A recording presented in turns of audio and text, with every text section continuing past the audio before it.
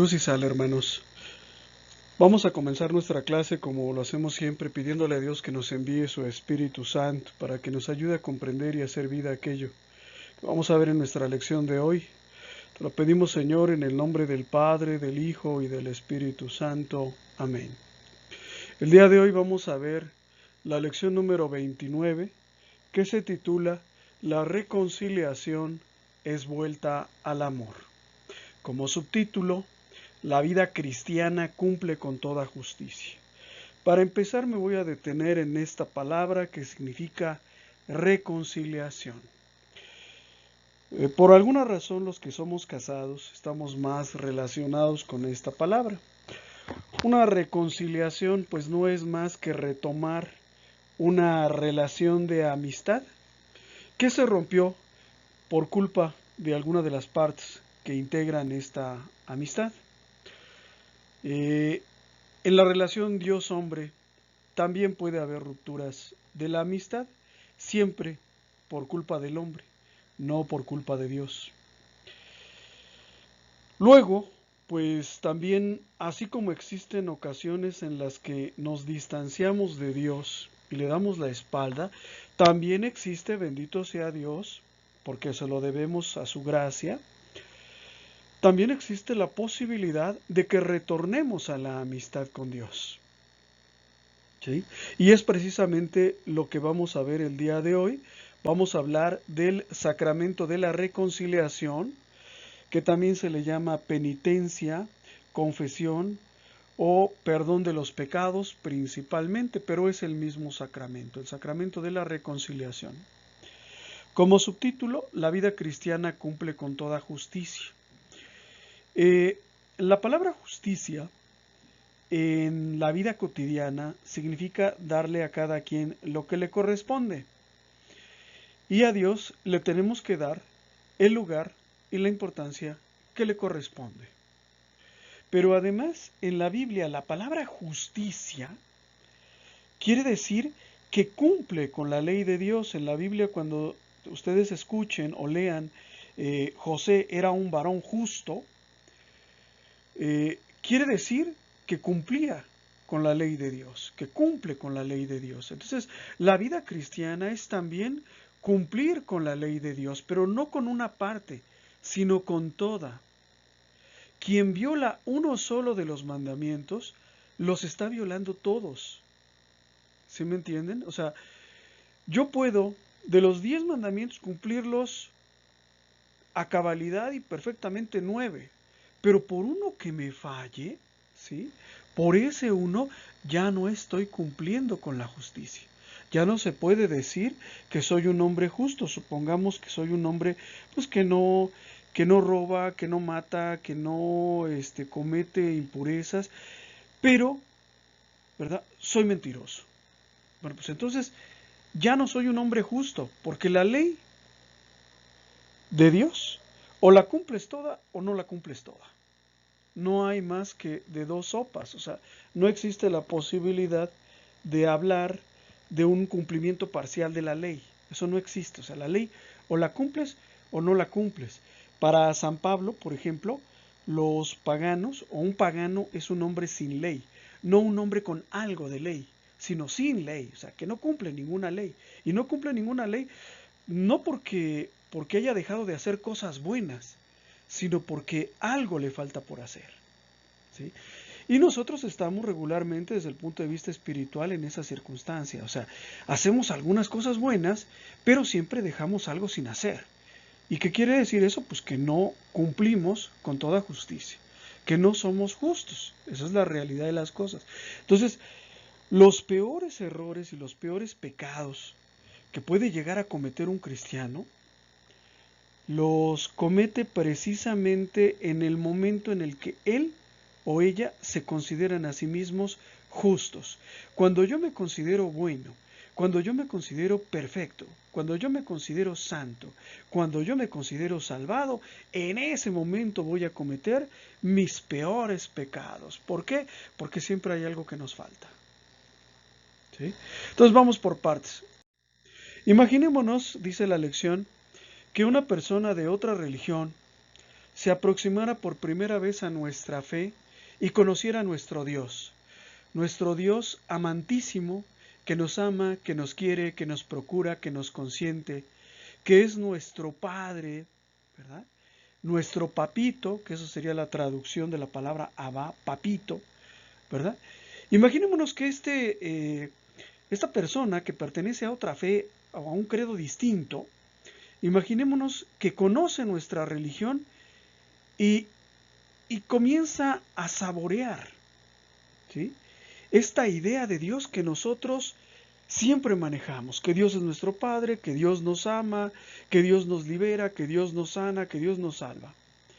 Esta persona no podría comprender cómo, teniendo un Dios tan bueno, ¿verdad?, que en nada se parece a los dioses de los paganos, no podría comprender cómo, siendo Dios tan bueno como nosotros, todavía le fallamos. Y esa es la realidad. Dios es bueno, Dios nos ama, Dios nos procura, Dios nos sana, Dios nos salva, Dios nos libera, pero nosotros le fallamos. Jesús conocía profundamente el corazón humano. Jesús ya sabía que nuestra naturaleza había quedado debilitada por causa del pecado original. Es decir, que aunque a veces nos hacemos la firme resolución de no volver a pecar, con mucha frecuencia flaqueamos en nuestra resolución y volvemos a pecar. Jesús ya sabía eso. ¿Por qué no nos mantenemos en nuestra resolución de alejarnos del pecado de una vez y para siempre? Porque nuestro corazón, nuestra voluntad está resentida por causa del pecado original. Habíamos dicho en las lecciones anteriores que cuando una persona se bautiza, le son perdonados todos sus pecados. El pecado original si se bautiza siendo bebé y los pecados personales si se bautiza siendo adulto. El pecado original nos fue perdonado con el bautismo, pero los efectos del pecado permanecen. Es decir, no por el hecho de que me haya sido remitida la pena por el pecado original, no quiere decir que no voy a vivir las consecuencias del pecado original. ¿Somos perdonados? Sí, pero vamos a sufrir, vamos a morir y vamos a padecer todo aquello que es inherente a la raza humana, incluyendo, ¿verdad?, la tendencia o la inclinación al pecado. Y para muestra basta un botón. Una semana antes de su pasión, el domingo de Ramos, el pueblo de Jerusalén aclama como rey a Jesús. Unos días después, el Viernes Santo, ese mismo pueblo que hace unos días lo proclamó su rey, ahora gritan todos al mismo tiempo: crucifícale.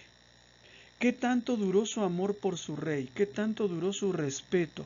¿Qué tanto les duró esta alegría pasajera del Domingo de Ramos? Les duró unos días, ¿sí? Así es el ser humano. Pasa mucho, por ejemplo, con la persona que tiene una adicción. Se hace el firme propósito de dejar de tomar y cuando se acuerda que había decidido dejar de tomar, ya va por la segunda copa, o la tercera, o ya está totalmente ebrio. Por eso Jesús, conocedor de nuestra naturaleza pecadora, de nuestra naturaleza caída, instituyó un elemento restaurador de la vida espiritual que es el sacramento de la reconciliación, también conocido como confesión, penitencia o perdón de los pecados. Para entender este sacramento de la reconciliación, tenemos que comenzar entendiendo algo que en tiempos de Jesús muy poca gente fue capaz de entender, y es que Jesús tenía y tiene poder para perdonar los pecados. Vamos a entender esto que para nosotros parece muy fácil, pero en las épocas de Jesús y para nuestros hermanos protestantes todavía el día de hoy es un escollo insalvable, y vamos a entenderlo.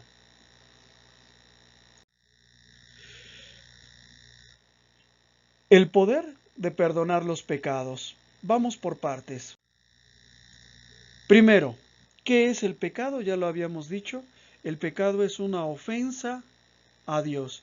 Es un acto de desobediencia a la ley de Dios cometido con sentido de transgresión. Es decir, cuando yo sé que hay algo que no debo hacer y lo hago. O al revés, cuando yo sé que hay algo que debo de hacer y no lo hago. Eso es un pecado. Yo sé que no debo robar y robo. Yo sé que debo de honrar a mis padres y no los honro. Eso es un pecado. Un pecado es una ofensa a Dios. Y a Dios, habíamos dicho en clases anteriores, lo puedo ofender en mí mismo, en mi prójimo, en la naturaleza y directamente a Dios, lo que se le llama la blasfemia. El pecado siempre es una ofensa a Dios. Ahora bien, si el pecado es una ofensa a Dios, lógicamente, el único que puede perdonar los pecados, pues es el ofendido, o sea, Dios. Yo no podría, por ejemplo, perdonar un pecado, ¿sí?, un acto contra Dios, porque yo no soy Dios. Si yo le dijera a un pecador, te perdono, bueno, pues eso no tendría ningún valor ni ningún sentido, porque yo no soy el ofendido. De hecho, en los juicios, que suceden entre los humanos de diferentes tipos, penal, mercantil, el único que puede conceder el indulto es el afectado o una persona en su representación cuando el afectado no lo puede hacer, si es menor de edad o un difunto, bueno, pues la familia concede el perdón, pero tiene que ser alguien que pueda conceder ese perdón y la persona idónea es el ofendido, y en este caso es el ofendido Dios. Por lo tanto, solo Dios puede perdonar los pecados. ¿Qué pasaba en las épocas de Jesús? En las épocas de Jesús, las personas que veían a Jesús veían a un hombre como tú y como yo. No veían a un hombre especial, ni más alto, ni más guapo, ni más inteligente.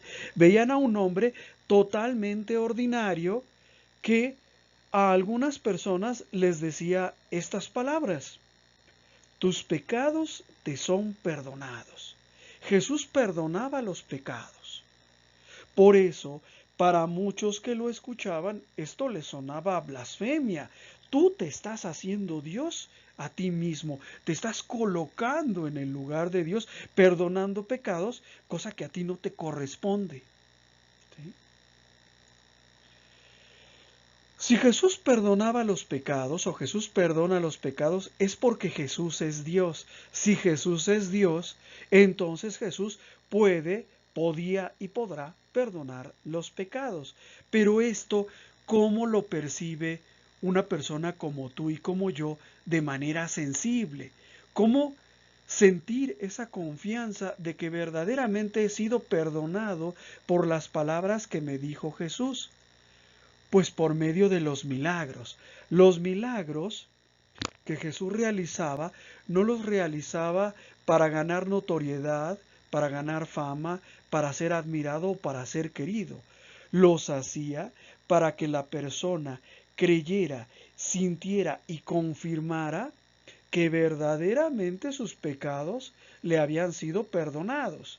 Si Jesús se hubiese acercado al leproso o al ciego de nacimiento y le hubiera dicho, ánimo hermano, tus pecados te son perdonados, pues sí, qué lindo. Pero, pues el leproso y el ciego hubieran dicho, bueno, ¿y eso qué? O sea, yo me siento igual. Yo no siento ningún cambio. Entonces, para eso era el milagro, porque si Jesús me decía, tus pecados te son perdonados, y yo recuperaba la vista, yo sabía que en efecto mis pecados me habían sido perdonados. ¿Sí?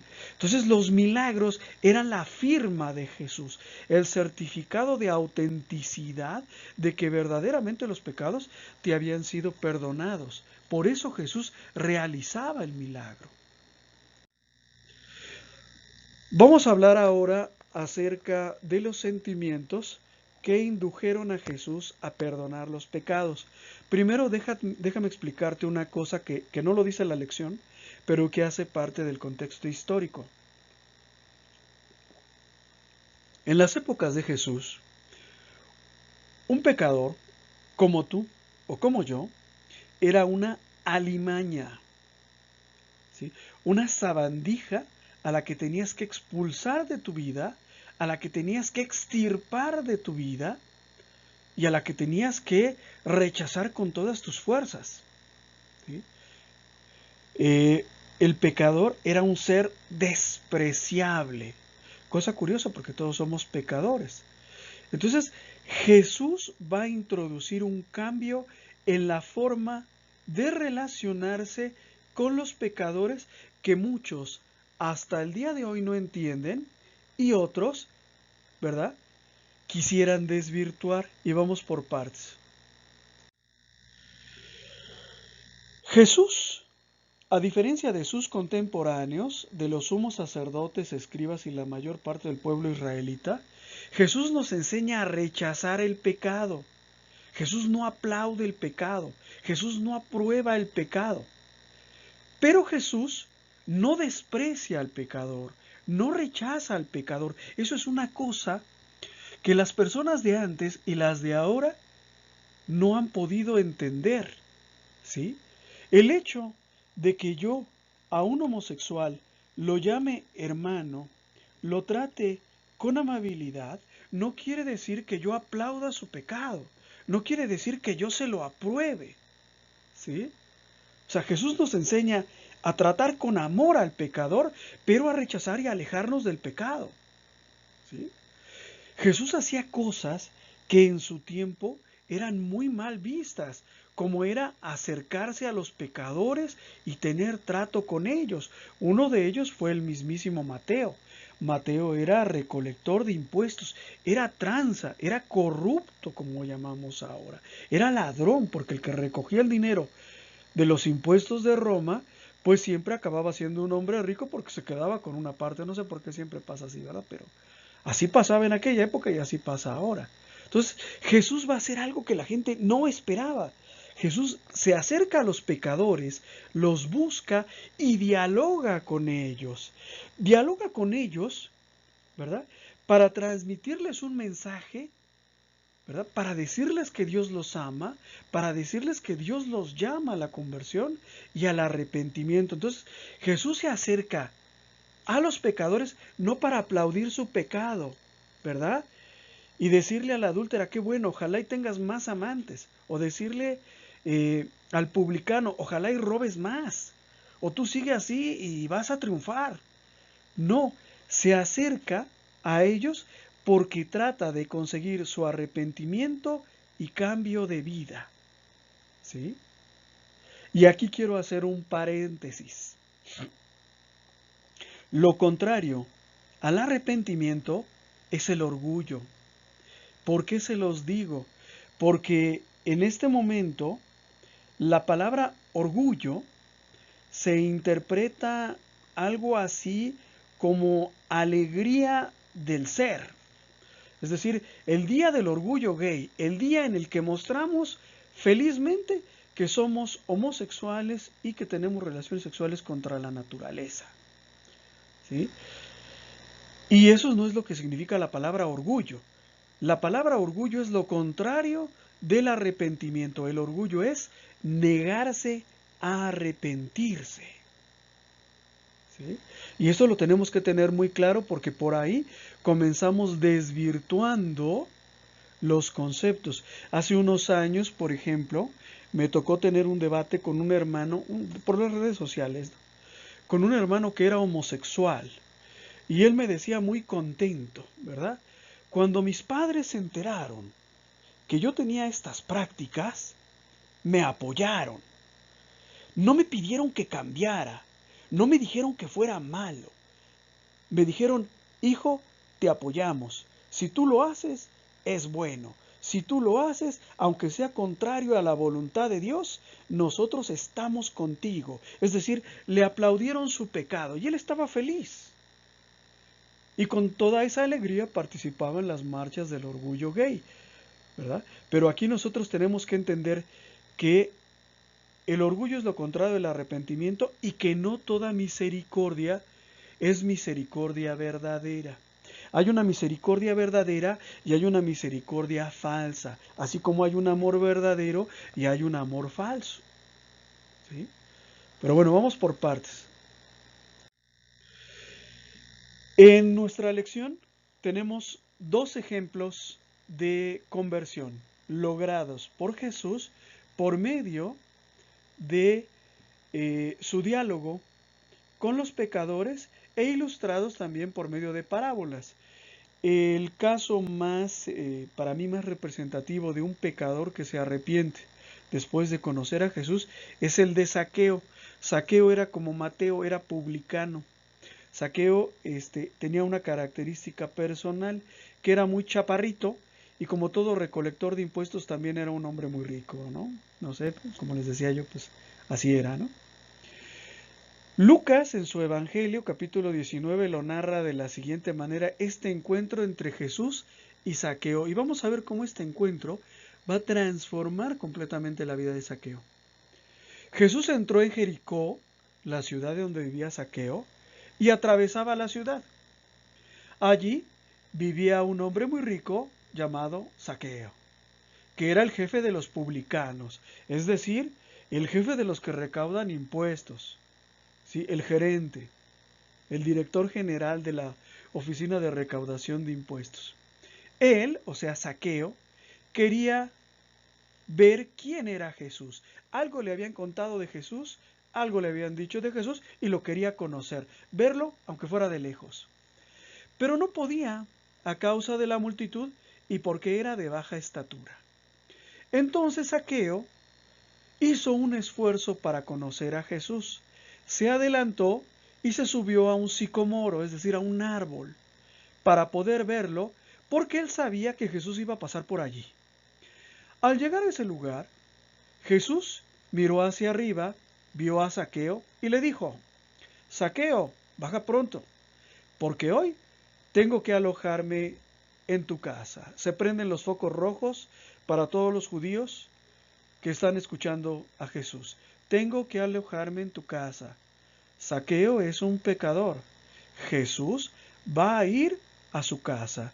En la tradición religiosa de Israel, alojarse en casa de un pecador era consentir su pecado, era hacerse casi que cómplice de su pecado. Zaqueo, al escuchar a Jesús, que él también tenía ganas de conocerlo, se bajó rápidamente y lo recibió en su casa con alegría. ¿Sí? No lo recibió con tristeza, no lo recibió con desdén, no lo recibió con indiferencia, sino con alegría. Probablemente Zaqueo nunca pensó que Jesús le fuera a hacer caso o tuviera algo que decirle. Al ver esto, todos murmuraban, es decir, todo el pueblo, los israelitas ahí reunidos, murmuraban, hablaban mal, vociferaban, cuchicheaban de Jesús, diciendo: se ha ido a alojar en casa de un pecador. ¿Ya viste lo que hizo tu dichoso Jesús? Fue y se metió en la casa de un pecador, porque tú y yo sabemos que es un publicano, por lo tanto, un pecador.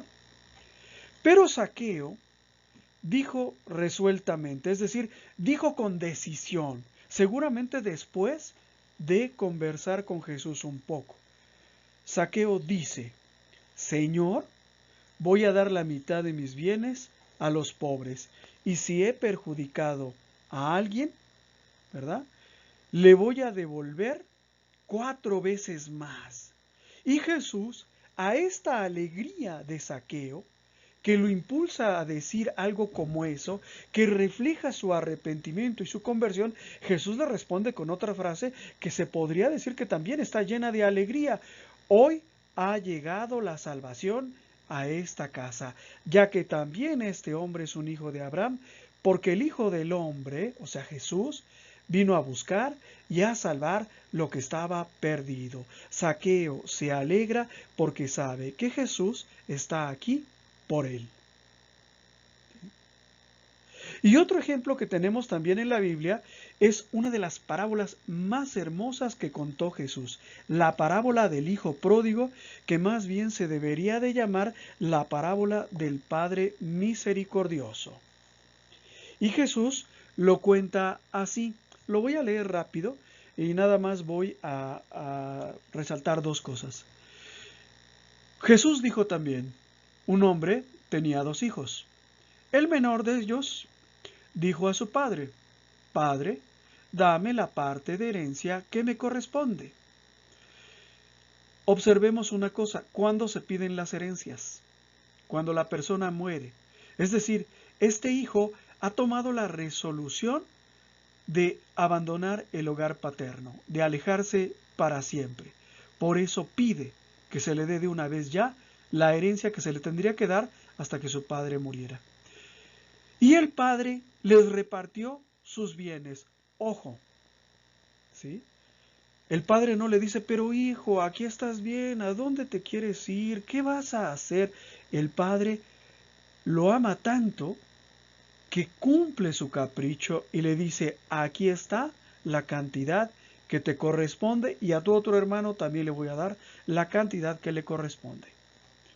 Pocos días después, el hijo menor recogió todo lo que tenía y se fue a un país lejano, donde malgastó sus bienes en una vida licenciosa, o sea, pecando. Después de haberlo gastado todo, sobrevino una fuerte hambre en aquella tierra y comenzó a sentir necesidad. Entonces se puso al servicio de uno de los habitantes de esa región, que lo envió a su campo a cuidar cerdos. Él hubiera deseado calmar su hambre con las bellotas que comían los cerdos, pero nadie se las daba. Entonces recapacitó, se puso a pensar, reflexionó, analizó su vida, su situación presente, la comparó con la situación en la que vivía cuando estaba con su padre y tomó una resolución igual que Zaqueo. Y dijo, ¿cuántos jornaleros de mi padre tienen pan en abundancia y yo estoy aquí muriéndome de hambre? Ahora mismo, resolución, ahora mismo iré a la casa de mi padre y le diré, Padre, pequé contra el cielo y contra ti, ya no merezco ser llamado hijo tuyo. Trátame como a uno de tus jornaleros. Entonces partió y volvió a la casa de su padre. Cuando todavía estaba lejos, su padre lo vio y se conmovió profundamente. Corrió a su encuentro, lo abrazó y lo besó. El joven le dijo, Padre, pequé contra el cielo y contra ti. No merezco ser llamado hijo tuyo. Es decir, el hijo alcanza a reconocer que ha pecado, pero el padre no lo deja terminar. Inmediatamente le dice a sus servidores, traigan enseguida la mejor ropa y vístanlo, pónganle un anillo en el dedo y sandalias en los pies. Traigan el ternero engordado y mátenlo, comamos y festejemos, porque mi hijo estaba muerto y ha vuelto a la vida.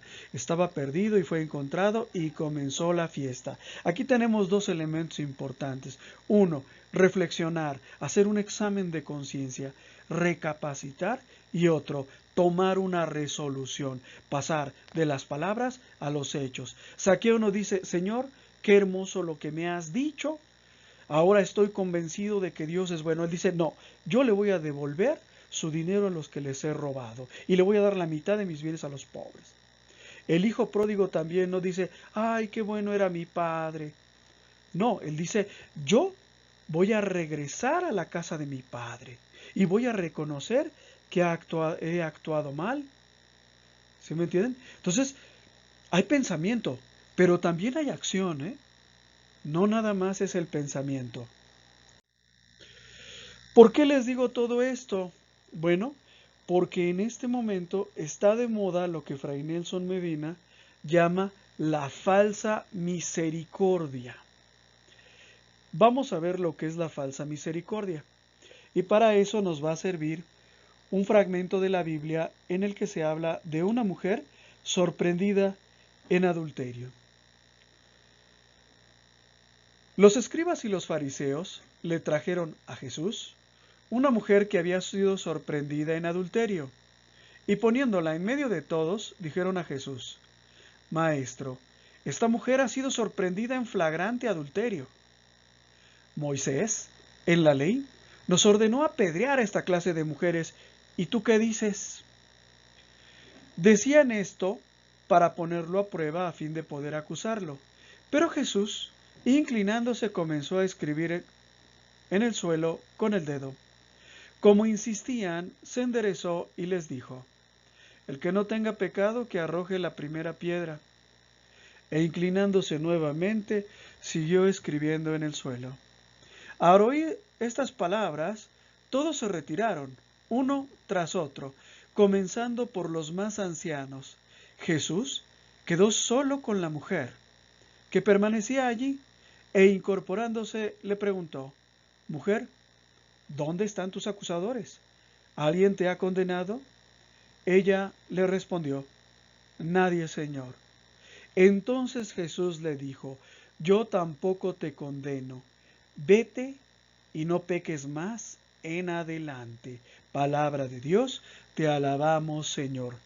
¿Cuál es la verdadera misericordia? La que incluye una resolución de abandonar el pecado. ¿Sí? Jesús le dice: te perdono, pero no le dice: cuídate que no te vuelvan a cachar cuando estés con otro de tus amantes. Jesús le dice: no lo vuelvas a hacer. Esa es la verdadera misericordia. ¿Cuál es la falsa misericordia? Es una que seguramente tú ya te has encontrado por ahí. Dios nos ama a todos, Dios nos perdona. Él ya sabe que tú eres así, te gusta agarrar las cosas ajenas, eres medio ladroncillo, pero aún así Jesús te ama, puedes tener la seguridad, no necesitas cambiar, no necesitas dejar de pecar. Esa falsa misericordia está ganando terreno dentro de la Iglesia Católica a pasos agigantados. Hay muchos que la predican y es muy curioso porque cuando tú predicas la falsa misericordia, todo mundo te aplaude, ¿verdad? O sea que Dios me acepta aunque yo sea homosexual. Claro que Dios te acepta así como eres. Dios no quiere que cambies. Tú sigue pecando con confianza, por favor. Dios ya sabe que tú eres chismoso, ya sabe que eres violento. Él te acepta así como eres. Tú no necesitas cambiar y la gente te aplaude con locura.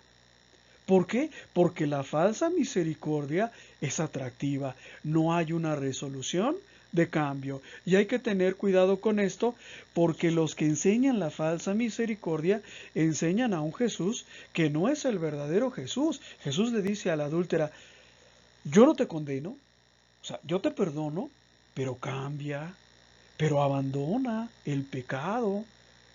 ¿Sí me entienden? Jesús no aplaude su pecado. Jesús no le dice: bueno, pues síguele como vas en tu vida, ¿verdad? Yo entiendo que eres muy curiosa, que tienes corazón de condominio, que eres adicta a los hombres, así que síguele. No, o sea, te perdono, pero deja de pecar. Vamos a hablar ahora acerca del sentido del pecado. El pecado, ¿verdad? En tanto que es una ofensa a Dios, recordemos que el Dios en el que nosotros creemos no es una fuerza de la naturaleza, perdón, es un ser personal. Nuestro Dios es un ser personal. Y como todo ser personal, yo lo puedo ofender, ¿verdad? Lo puedo halagar, lo puedo alabar, lo puedo rechazar. El pecado es también un abismo que se abre entre el hombre y Dios. Vean la fotografía que está en pantalla. Ahí está el hombre, ¿verdad? De un lado de las rocas y del otro lado está Dios. Bueno, pues el pecado es ese abismo que se interpone entre los dos. Vamos a definir qué es el pecado. Bueno, hay varias definiciones de lo que es el pecado. Hay una definición sentimental que dice que el pecado es todo acto que rompe nuestra amistad con Dios, pero también hay una definición que podríamos decir que es legal. De hecho, es la que aprendemos nosotros en escuela de pastoral, una definición legal de lo que es el pecado.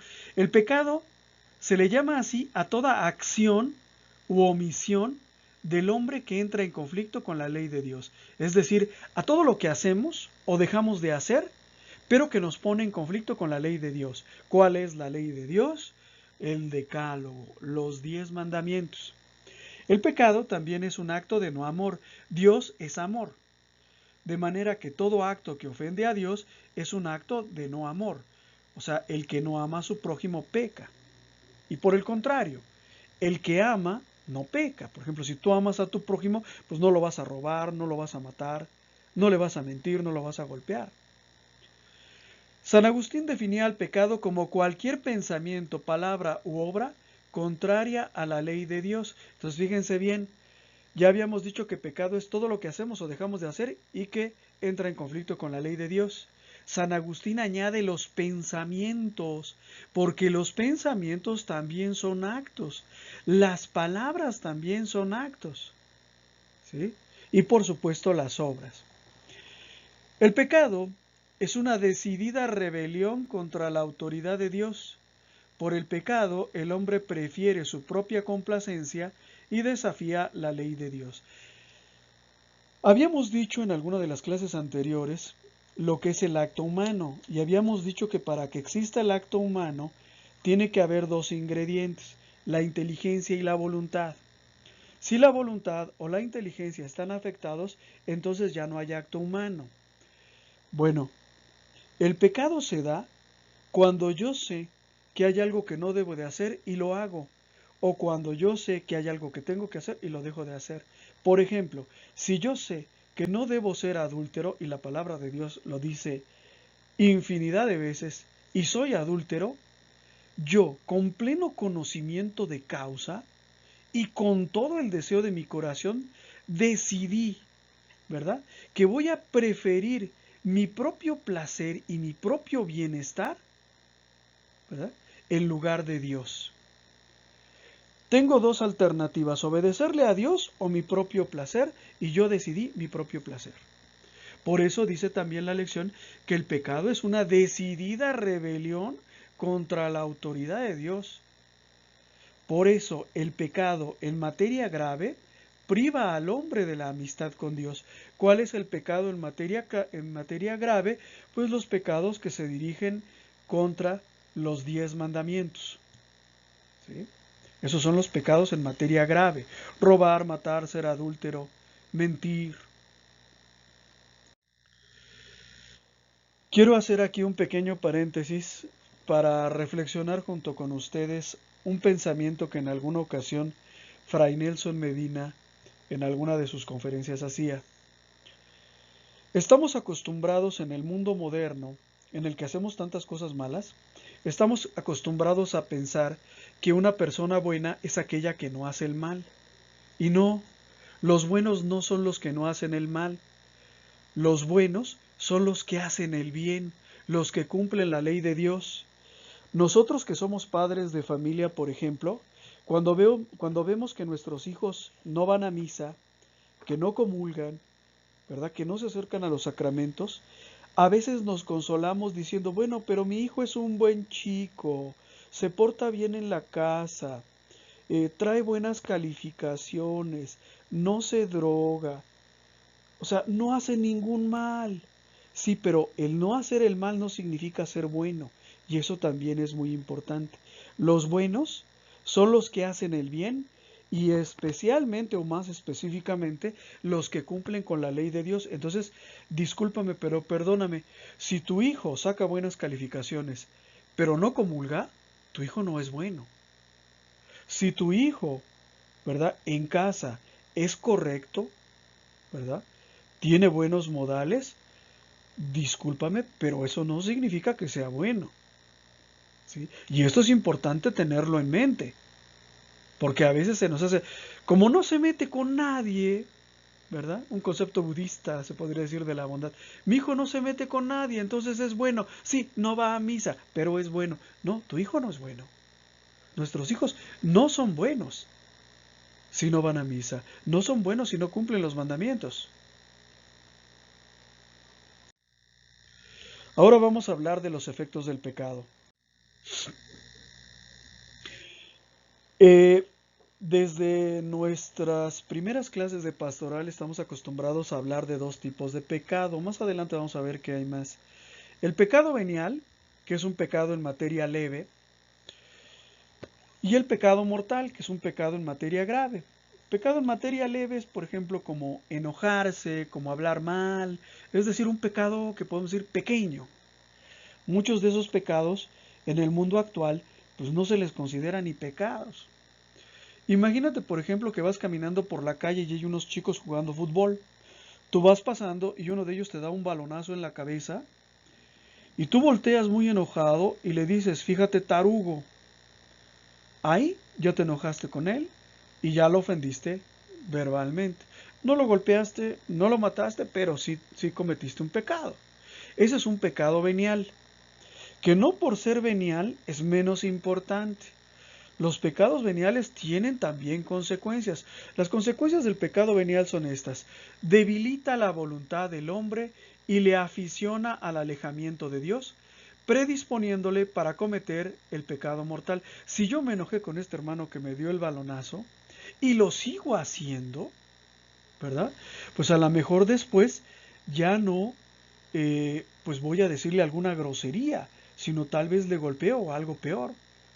Y esto lo sabemos nosotros, o sea, muchos problemas entre vecinos comenzaron por un perrito que fue y defecó frente a la puerta del otro vecino. Al principio fueron pleitecillos de habladas, pero fueron escalando. Entonces el pecado venial no es que no tenga importancia o que no pase nada.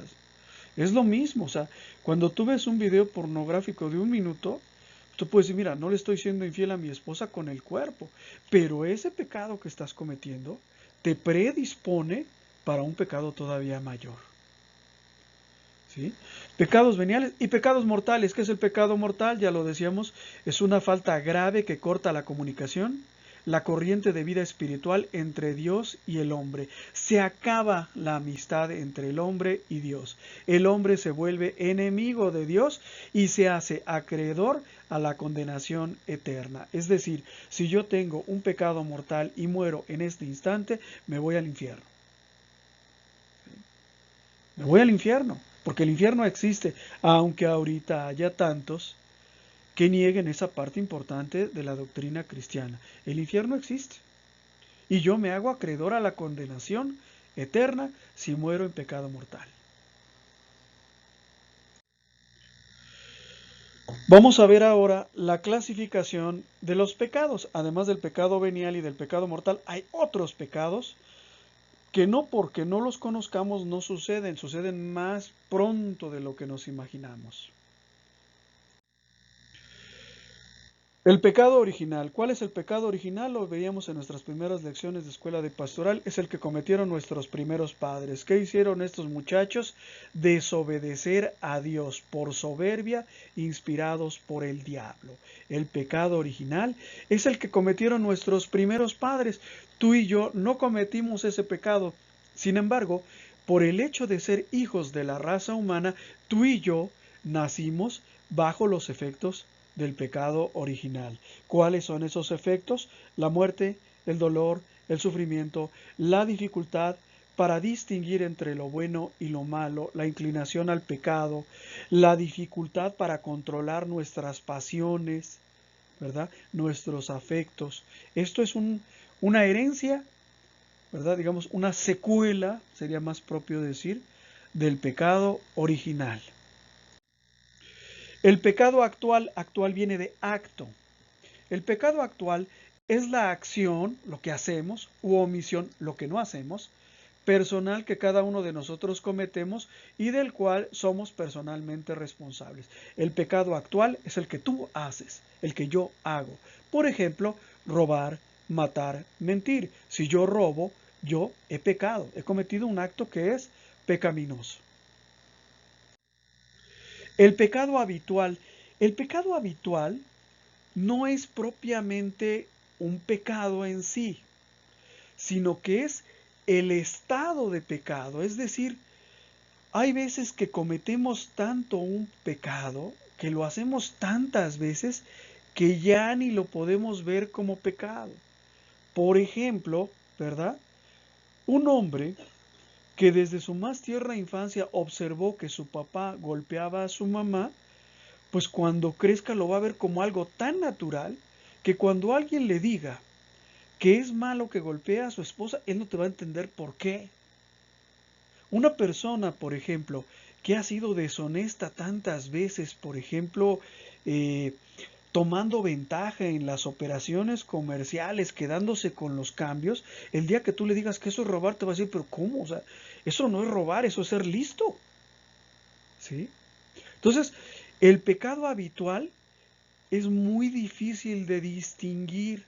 Solo el Espíritu Santo nos puede ayudar a distinguirlo. ¿Por qué? Porque lo hacemos tanto que ya no lo vemos como pecado.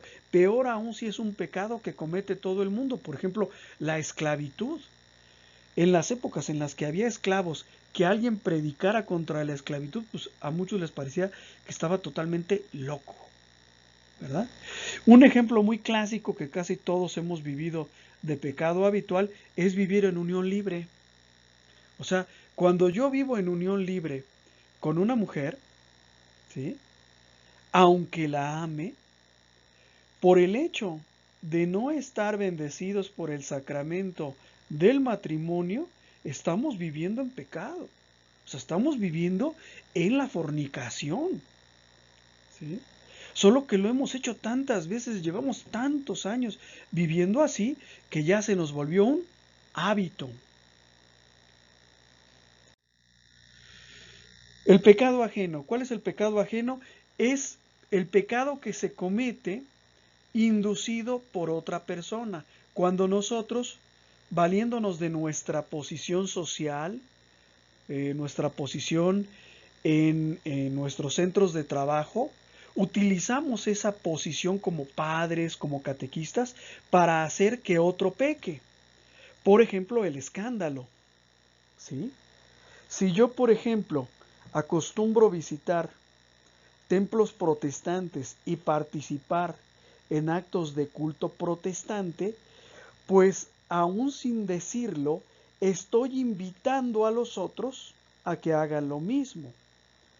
Y peor aún, si los invito no solamente con mi ejemplo, sino con mi palabra. En este caso, ¿verdad? Cuando una persona inducida por mí comete un pecado, pues ese pecado, por supuesto, recae en la persona, pero también recae en mí. Si yo le recomiendo a un compañero de trabajo para que resuelva sus problemas económicos, que robe a la empresa en la que los dos trabajamos, pues él va a ser culpable de robo. Pero yo también tengo participación en su pecado porque yo le di la idea. Cuando se comete un aborto, por ejemplo, la mujer que aborta, ¿verdad? Y el médico que practica el aborto cometen un asesinato. Pero si yo fui el que les dio la sugerencia, el que les dijo que vinieran al Distrito Federal, en donde el mismo gobierno te paga el aborto, ¿verdad? Yo también soy copartícipe. En la fotografía, esta fotografía que aparece en pantalla, es una foto de la marcha para celebrar el Día Internacional de la Mujer del 8 de marzo de 2020. Ahí vemos a una mujer adulta, ¿verdad? Con sus senos descubiertos, en los senos tiene pintada una leyenda y con su cara tapada. Esta misma mujer está obligando a su hija pequeña a que también se quite la blusa, a que descubra su pechito y marche junto con ella en apoyo a las causas de la lucha feminista. Se nota inmediatamente que la niña está llorando, que la niña no quiere que la vean desnuda, no quiere que la fotografíen desnuda, pero es la mamá la que, valiéndose de la autoridad que tiene, la hace que cometa ese pecado. ¿Sí? Entonces, eso es el pecado ajeno. Por supuesto, en este caso, ¿verdad? Pues la niña no es culpable, más bien es víctima y la que tiene toda la responsabilidad, pues es la mamá.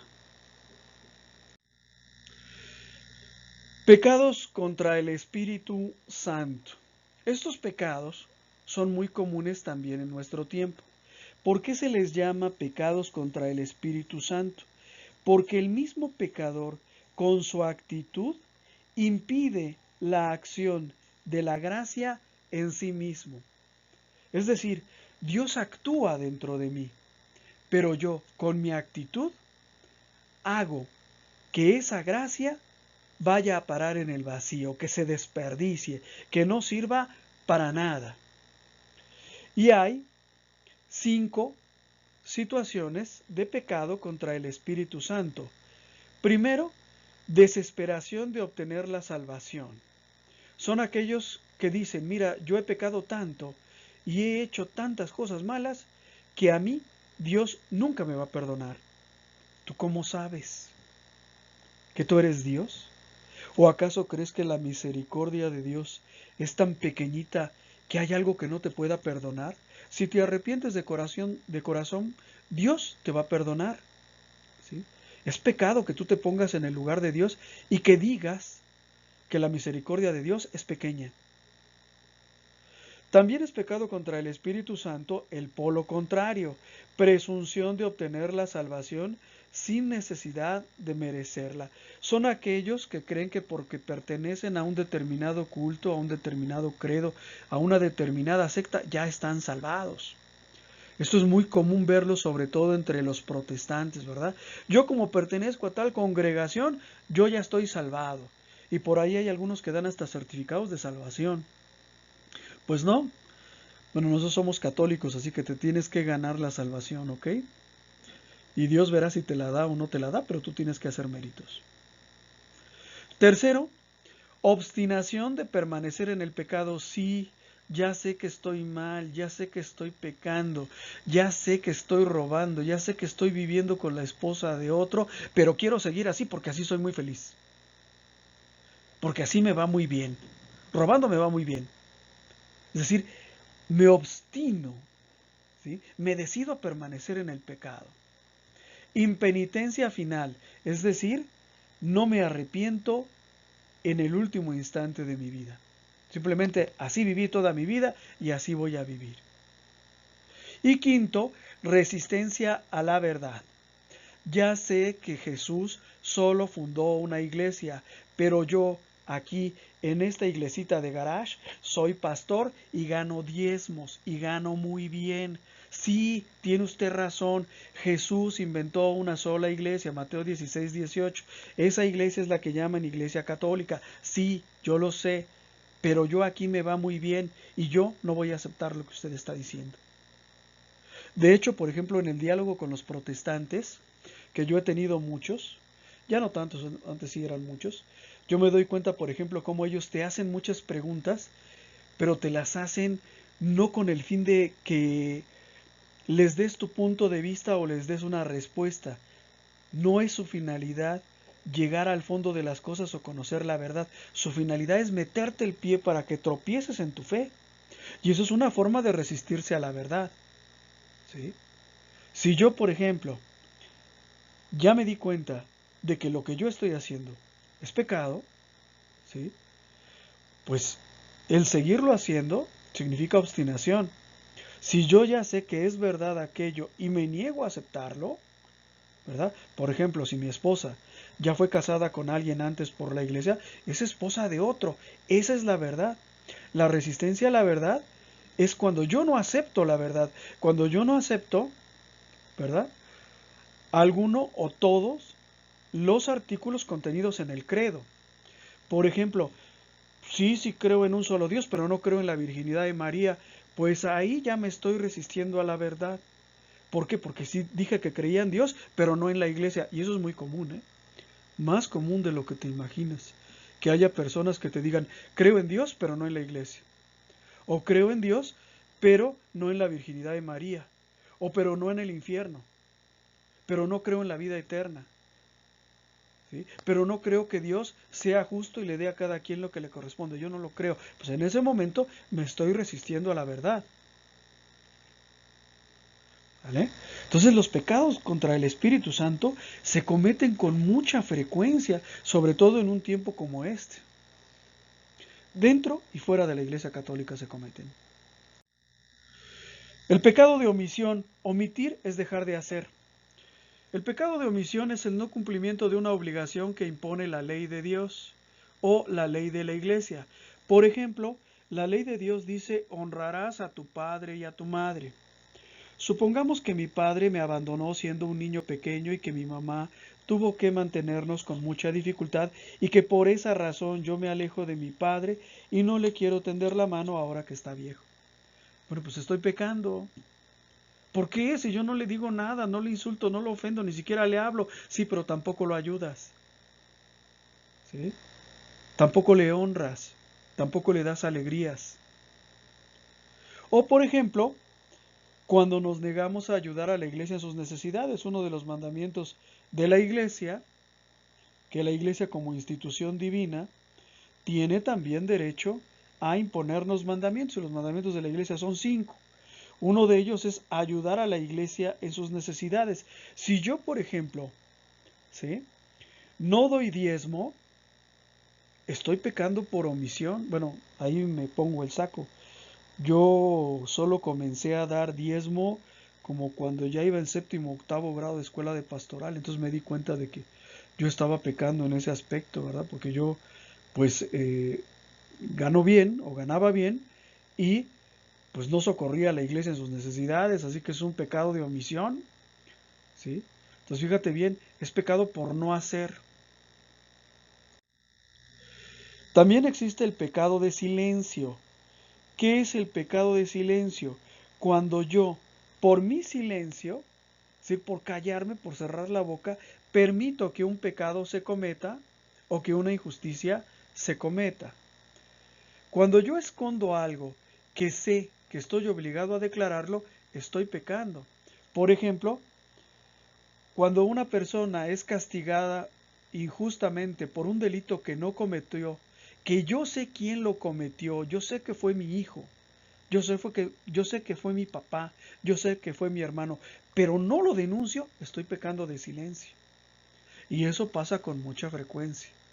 Que yo sepa que mi hijo es secuestrador, que mi hijo vende drogas, que mi hijo es asaltante y que no diga nada. ¿Sí? Si mi hijo es asaltante, mi deber es llamar a la policía y decir, miren, el violador es mi hijo, el asaltante es mi hijo, está aquí, vive aquí. Si yo me callo, estoy cometiendo el pecado de silencio, que en algunos casos pues más bien me aproxima a la complicidad. La tolerancia con el pecado colinda con la complicidad.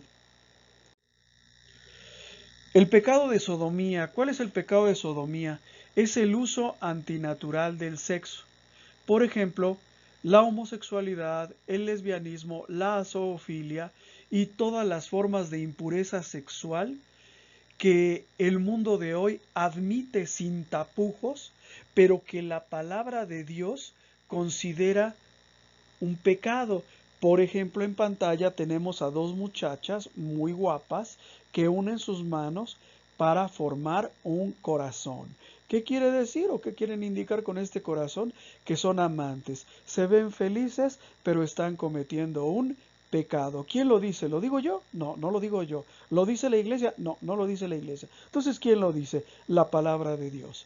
Sí, pero todo el mundo lo aplaude, todo el mundo dice que es bueno, todo el mundo dice que está bien, ¿verdad? Hay hasta leyes para promoverlo, ya se pueden casar, ya pueden adoptar, ya pueden hacer muchas cosas, sí, pero a los ojos de Dios sigue siendo pecado. Y tú eres, decía San Francisco de Asís, eres lo que eres a los ojos de Dios. A los ojos del mundo a lo mejor eres una feliz pareja de enamoradas, pero a los ojos de Dios eres o son una pareja de pecadoras. Existen también los pecados que claman al cielo. ¿Cuáles son los pecados que claman al cielo? Son aquellos pecados que son tan malos, pero tan malos, ¿sí?, que ya no se pueden clasificar ni como veniales ni como mortales, porque van mucho más allá. Son pecados cuya malicia no se puede permitir clasificar como mortales. Por ejemplo, yo puedo ser un fornicario y un adúltero, pero la sodomía va más allá de eso, ¿sí? Lo mismo, el homicidio voluntario también es un pecado que clama al cielo, incluido el aborto. Vean la fotografía que aparece en pantalla. Es un niño asesinado por medio del método de inyección salina. Ustedes saben que la mayor parte de nuestro cuerpo es es agua. Si tú a un gusanito, ¿verdad?, le echas sal, se quema. Entonces lo que se hace para matar a estos hijos nuestros, vean nada más la crueldad y la maldad, a la mujer se le inyecta en el líquido amniótico una solución salina para que el bebé se queme. Vean cómo está el cuerpecito negruzco, está quemado. ¿Sí? Otro pecado que clama al cielo es la opresión de los pobres, abusar de su pobreza para sacar ventaja de ellos. Esto también es muy común, hermanos, sobre todo en tiempos de necesidad, como el actual, precisamente, ¿no? Cuando una persona dice, bueno, sé que necesitas trabajo, sí, pero ¿sabes qué? Nada más te voy a pagar 20 pesos al día, aunque el salario mínimo sea de 100. Y existen, ¿eh? Existen. Eso me ha tocado verlo. O sea, personas que ganan eh, la 10ª parte del salario mínimo, me ha tocado verlo. ¿Verdad? ¿Tienes necesidad? ¿Tienes hambre? Perfecto. Vas a trabajar conmigo 8 horas y te voy a dar $1. Otro pecado que clama al cielo y que es muy común también es el fraude en el pago a los trabajadores. Por ejemplo, cuando no se les paga su salario el día de raya y en el monto acordado. Esto le pasa mucho a los albañiles, por ejemplo. A los albañiles el día de raya es el sábado. Llega el patrón, llega el ingeniero y les dice, ¿qué crees? Te dije que te iba a pagar 1000, pero es que aquí hubo un problema y esto y lo otro, y a Chuchita la bolsearon y no sé cuánto, y ¿sabes qué? Nada más te voy a dar 500, ¿verdad? ¿Y los otros cuándo me los vas a dar? Los otros 500. Ah, no sé, tal vez el mes entrante, tal vez dentro de 3 meses, no lo sé. Y eso es muy común en la industria de la construcción. En la industria textil, por ejemplo, se utiliza mucho, es un ejemplo de opresión a los pobres, a las costureras, por ejemplo, en algunas empresas, a cambio de prostituirse, se les ofrece un salario un poco más elevado. Regularmente, no sé si ustedes conozcan el trabajo de las costureras, es un trabajo muy matado y muy mal pagado. Se les dañan los riñones, se les dañan los pulmones, se les daña todo. Pero hay a veces abusivos, ¿verdad?, que les ofrecen un dinero extra si se prostituyen. ¿Verdad? Eso es opresión a los pobres. Entonces, estos son pecados que claman al cielo. Y dirás que porque claman al cielo son raros. No, son de lo más normal. En nuestro tiempo mucha gente ni siquiera los considera pecados. Horrible. Si tienes un trabajador en tu casa, en tu empresa, págale. Y págale lo justo. ¿Sí? Por lo menos el salario mínimo. ¿Sí? No abuses de la pobreza de la persona. También existen los llamados pecados capitales. Capitales viene de capital o de capita, o sea, cabeza. Son pecados que están en la base, en el origen de otros pecados. Son, por decirlo así, la semilla o la raíz de otros pecados. Estos son la lujuria, la ira, la soberbia, la envidia, la avaricia, la pereza y la gula. ¿Por qué es pecado la lujuria si muchas de las veces es algo que sentimos dentro de nosotros pero no lo realizamos? Ah, porque la semilla del pecado ya está ahí. El violador, antes de ser violador, ¿verdad?, antes de cometer su acto infame, primero en su corazón tuvo lujuria. El asesino, antes de disparar el arma, primero en su corazón se formó la ira. ¿Sí? Lo mismo se puede decir de los otros pecados. ¿Okay? Entonces, la gula, por ejemplo, antes de que nos enfermemos de diabetes, primero abusamos del azúcar, primero abusamos de las grasas y de las harinas. Entonces, son pecados que están en la base de otros pecados. ¿Sí? El pecado material. El pecado material es el pecado cometido por inadvertencia, sin consentimiento o sin conocimiento. Por ejemplo, cuando tú no sabías que algo era pecado y lo cometes. Por ejemplo, en algunos países, por ejemplo México, por ejemplo Argentina, en las elecciones presidenciales pasadas, muchos católicos salieron a votar en favor del aborto. Muchos católicos salieron a votar en favor de la ideología de género y de una serie de principios que son contrarios a la fe cristiana que desafortunadamente hoy estamos padeciendo. Algunos de estos católicos lo hicieron sin saberlo, ¿sí? Pero no por eso dejan de ser responsables. ¿Sí me entiendes? O sea, no por eso dejan de ser responsables. Por eso se le llama pecado material. Sí, yo no aborté, yo soy hombre. Sí, pero votaste, ¿verdad? Le diste tu voto a los que iban a ejecutar ese pecado. O a veces, por ejemplo, sucede que hay una persona que hace malas cuentas y se queda con dinero que no es suyo. Esto suele pasar. A veces no hay la intención de robar. Vas a un negocio, pagas, te dan tu cambio, ni te fijas si te dan de más o te dan de menos. Llegas a la casa o llegas a tu domicilio, que a veces está relativamente lejos, y te das cuenta de que te dieron el cambio mal, que te dieron dinero de más y que ya es imposible devolverlo. ¿Sí? Eso se le llama pecado material. ¿Sí? Lo hiciste por inadvertencia, no querías robar, pero lo cometiste. Bueno, espero que este tema del pecado haya quedado más o menos claro. Me esforcé en preparar este tema, les voy a decir por qué. Porque estamos llenos de pecados. Hay personas, por ejemplo, que cuando les digo, es que mentir también es pecado, dicen, pero ¿cómo? ¿Mentir también? O sea, ¿pero cuándo? O sea, olvídate. Yo ni sabía. Pues sí, mentir también es pecado. ¿Sí? Y muchas cosas que el mundo de hoy nos enseña a aceptar como buenas, como es la homosexualidad, la sodomía, ¿sí? En realidad son pecados. Por eso es importante que le pidamos al Espíritu Santo que nos dé la luz para reconocer qué pecado es el que estoy yo cometiendo. A veces tardamos años en darnos cuenta de que estamos cometiendo un pecado. Decía alguien por ahí, hay un método muy sencillo, que es el método del espejo. Los pecados que tú puedes ver en el otro son los que tú cometes. Es que mi compadre es bien chismoso. Es que mi compadre tiene el corazón lleno de odio, parece que tiene un alacrán en el corazón. Ese es el pecado que cometes. ¿Sí? Entonces es fácil. Cuando tú juzgas a alguien, regularmente el pecado del que estás hablando es el tuyo. Que te es fácil distinguirlo en los otros, pero que no te es fácil distinguirlo en ti mismo. Bueno, ahora pasamos a las reflexiones personales. Cada uno de nosotros debe de responder para sí mismo estas preguntas.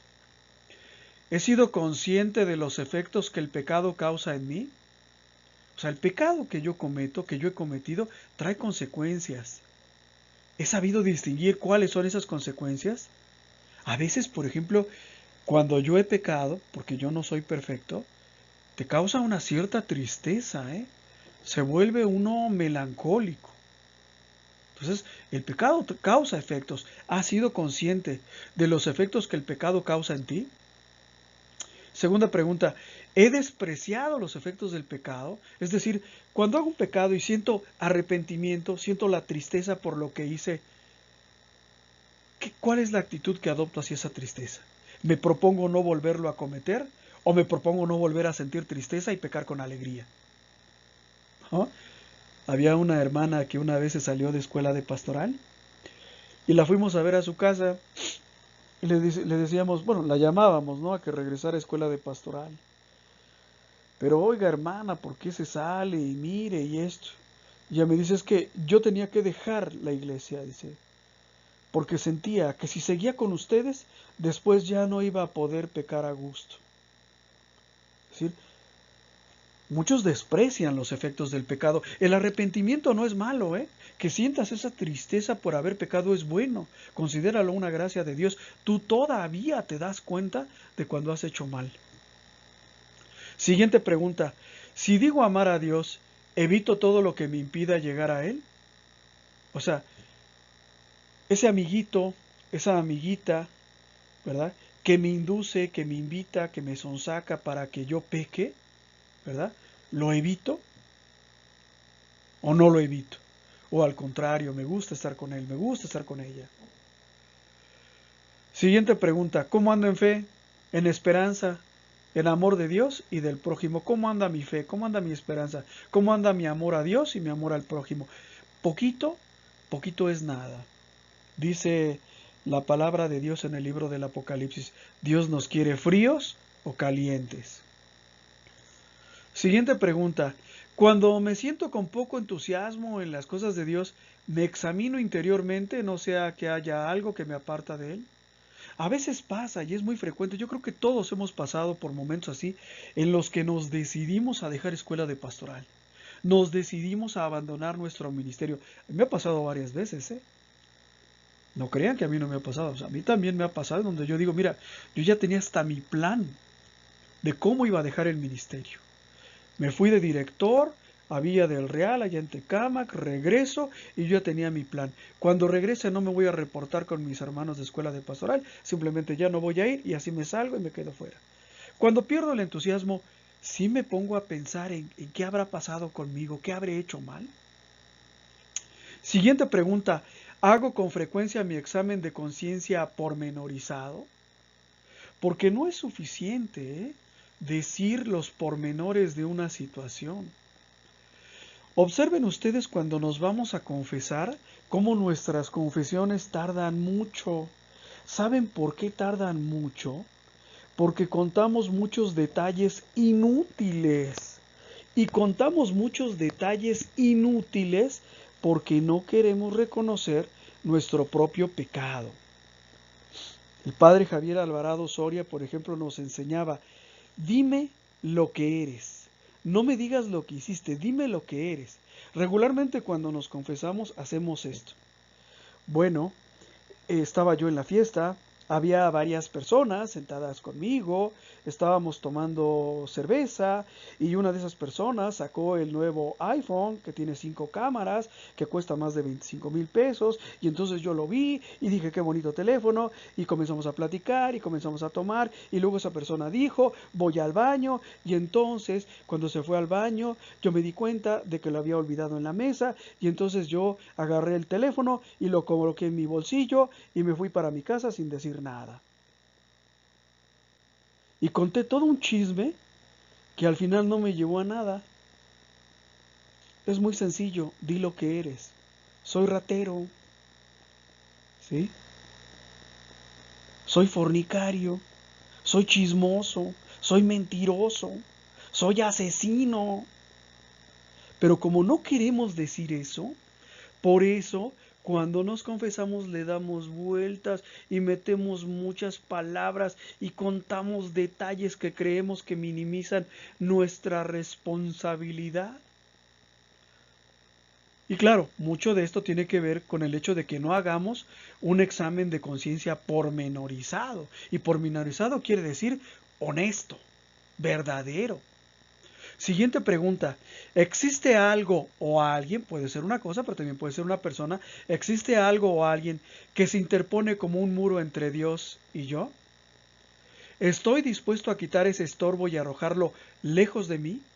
Es decir, si yo descubro que es ese amigo, esa persona, quien me aparta de Dios, ¿estaría dispuesto a quitarlo de en medio para acercarme a Dios? Si es mi modo de vida, mi negocio, aquello de lo que me gano el sustento, ¿estaría dispuesto a dejarlo con tal de acercarme a Dios? Y última pregunta, ¿cómo puedo hacer para que, según palabras de Cristo, se cumpla en mí toda justicia? ¿Qué puedo yo hacer para cumplir plenamente con los mandamientos de la ley de Dios? Me falta uno, ¿sí? Dejar de ser mentiroso. Bueno, ¿cómo puedo hacerle para corregir ese pecado que me corroe, aunque solo sea uno? Dejar de cumplir un mandamiento significa dejar de cumplirlos todos.